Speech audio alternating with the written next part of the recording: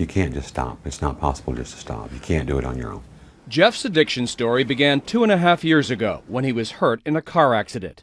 Doctors prescribed narcotic painkiller oxycodone and anti-anxiety drug Xanax. He was eager to get back to work and says he leaned too much on his drugs. And now, every day, he takes more than double the original dosage. 12 pain pills a day. With Xanax.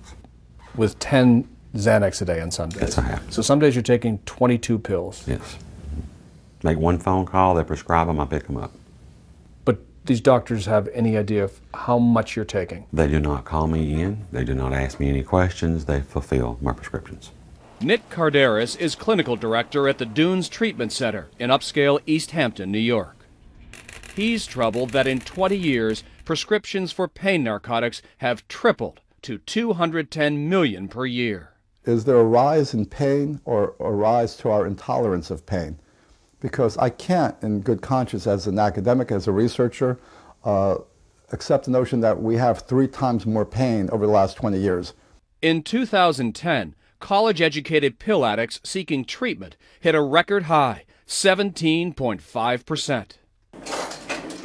But many more white-collar addicts refuse to get help, like Jeff. I pretty much work and I come home. I've settled down to a life of doing nothing. I mean, everything is telling you, stop. The signs are there. All the signs are there. There seems to be no accountability. That is, not by the doctors, not by the system, or by not by me. you. You're absolutely right. And I realize that. He won't ask his real estate employer for help, afraid of losing everything. I manage multi-million-dollar assets. I cannot leave these properties to take a leave to get over this. It's just not possible. When we're talking about higher functioning and more successful type of addicts, their excuses are more readily built in. So, real or imagined, that becomes the excuse to not get into treatment. For a guy who sees himself as very disciplined and in control, you have given up. At this point, I would say yes, I have.